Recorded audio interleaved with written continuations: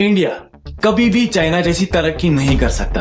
अब ऐसा क्यों? चाइना में डेमोक्रेसी नहीं बल्कि डिक्टेटरशिप चलती है और इसी डिक्टेटरशिप की वजह से आज चाइना दुनिया की सेकंड लार्जेस्ट इकोनॉमी बन चुका है। चाइना जहां दुनिया की सबसे फास्टेस्ट ट्रेन बनाता है और वही हमारे इंडिया का हाल कुछ ऐसा है, जिनको पूजा जाता है उन्हीं के सामने पेशाब किया जाता है। चाइना जहां दुनिया भर को एआई टूल्स जैसे डीप सीक से चैलेंज कर रहा है और वही हम अभी भी औरंगजेब के पीछे ही पड़े हैं। औरंगजेब। अच्छा, ये ग्राफ देखते हैं। रेड लाइन चाइना की जीडीपी और ब्लू लाइन इंडिया की है। 1980s तक तो दोनों ही देश एक ही साथ ग्रो कर रहे थे, लेकिन 1980s के बाद क्या ही तरक्की की है चाइना ने। वाह! पर दोस्तों, ये कहानी इतनी भी सिंपल नहीं है। आज से करीब 70 साल पहले चाइना में पॉवर्टी रेट 90% से भी ज्यादा थी। भुखमरी और गरीबी ने पूरे देश की हालत खराब कर दी थी। चाइना जिसने आज अमेरिका जैसे सुपर पावर की नाक में दम करके रखा है, इसकी हालत कुछ ऐसी थी कि हर एक चीनी अफीम के नशे में पड़ा रहता। लेकिन फिर ऐसा क्या हुआ कि चाइना आज दुनिया का इतना सबसे बड़ा पावरफुल देश बन चुका है? तो चाइना की इसी इंस्पायरिंग और शॉकिंग ट्रांसफॉर्मेशन स्टोरी, चाइना की हिस्ट्री को हम समझने की कोशिश करेंगे और वो भी आसान भाषा में। China is the world's second largest economy and the biggest importer. But 40 years ago, it was a poor, largely rural nation with at least 30% of its population living in poverty. We can't continue to allow China to rape our country. हमारे यहाँ कोई काम की university जो world level में हम कह सके, ना कोई इंजीनियरिंग कॉलेज। ड्रोन तो बना नहीं पा रहे हैं, दूल्हा का ड्रोन बनाने वाला चाइना से आ रहा है। दुनिया पर राज करेगा आने वाला वर्ल्ड फ्यूचर चाइना का है। वो झूठा बात नहीं बोलता है कि हम विश्व गुरु हैं।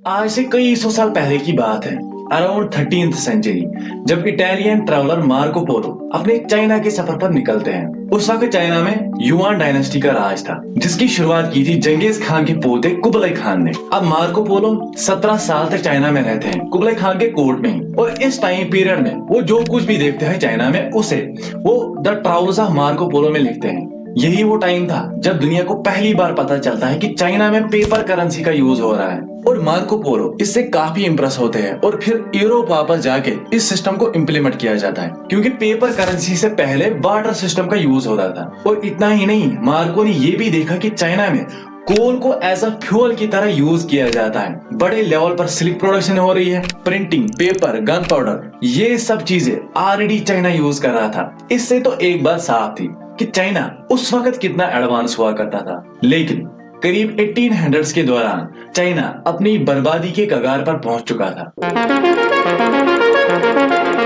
जब भी आप चाइना की हिस्ट्री पढ़ने बैठोगे तो आपको एक वर्ड तो जरूर दिखने को मिलेगा, जोंगो, मतलब मिडिल किंगडम। इन चाइनीज लोगों का मानना है कि चाइना दुनिया का सेंटर हुआ करता था।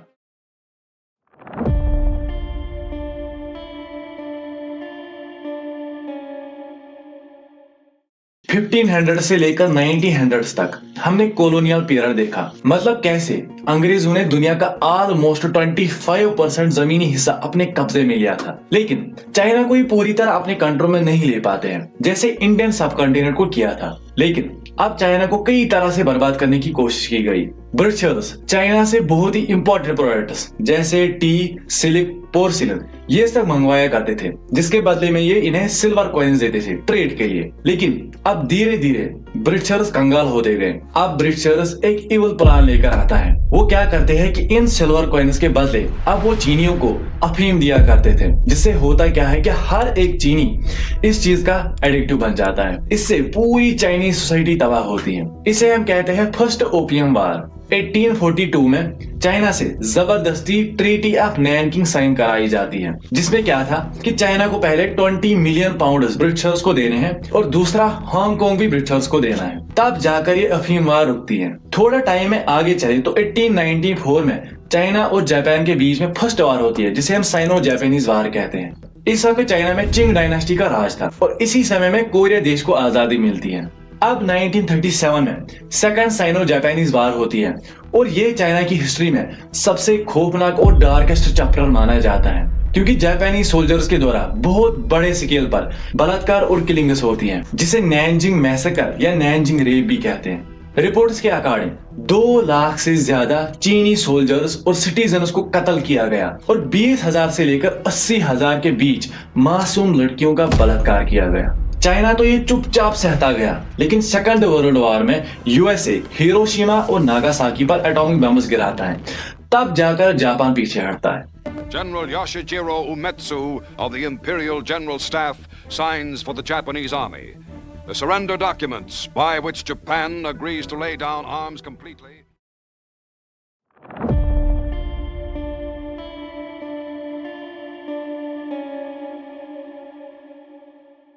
अब जापान तो पीछे हटा था, लेकिन चाइना में शुरू होती है अब सिविल वार नेशनलिस्ट पार्टी और कम्युनिस्ट पार्टी के बीच। 1949 में जाकर ये सिविल वार खत्म होती है, जिसमें जीत होती है कम्युनिस्ट पार्टी की। लेकिन जो ये अपोजिट पार्टी के लोग थे वो ताइवान भाग जाते हैं। अब चाइना आता है माओ जेडोंग के कंट्रोल में और इस तरह ऑन 1 अक्टूबर 1949 को पीपल्स रिपब्लिक ऑफ चाइना की घोषणा की जाती है। आप इसे ऐसे समझो कि चाइना एज ए कंट्री की शुरुआत होती है। लेकिन रिसर्च के दौरान मैंने जो माओ के बारे में पढ़ा है, आई थिंक इससे बड़ा बेवकूफ और जालिम इंसान चाइना की हिस्ट्री में आज तक कोई नहीं था। मैं आपको 3 ब्लंडर बताता हूँ माओ के। First, the great leap forward policy लाई जाती है और इसका नतीजा इतना खराब होता है कि 30 मिलियन से लेकर 40 मिलियन चीनी लोग मारे गए सिर्फ भुखमरी और गरीबी की वजह से। One of the deadliest famine in history. इसके बाद 4 पेस्टिस कैंपेन चलाया जाता है, जिसमें ज्यादातर चिड़ियों को टारगेट किया गया। बहुत बड़े स्केल पर चिड़ियों को मारा गया। लेकिन होता क्या है कि जिन कीड़े मकोड़ों को चिड़िया खाया करती थी, उनकी तादाद अब बहुत तेजी से बढ़ने लगी, जिन्होंने फिर किसानों की फसलें तबाह कर दी। ये भी एक कारण बना था ग्रेट फेमाइन का। यहाँ पे भी माओ का पेट नहीं भरा। इसके बाद लाया जाता है कल्चरल रेवोल्यूशन, जिसमें रेड गार्डियंस की आर्मी बनाई गई थी। अब एक बहुत बड़ा टॉपिक है, लेकिन इस चीज ने भी 20 लाख से ज्यादा चीनी लोगों की जान ली।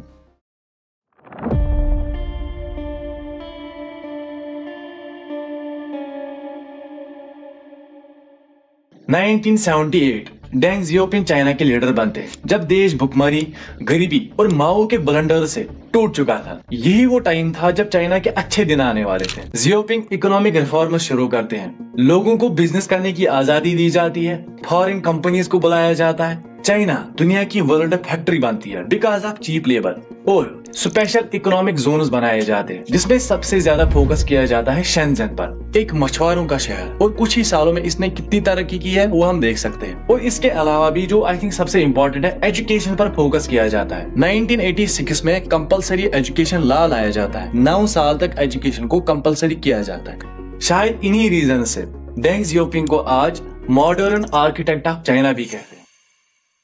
दोस्तों, अगर ये वीडियो आपको अच्छा लगा तो आप अपना सपोर्ट जरूर दिखाना। मिलते हैं अगले वीडियो में। Till then, take care.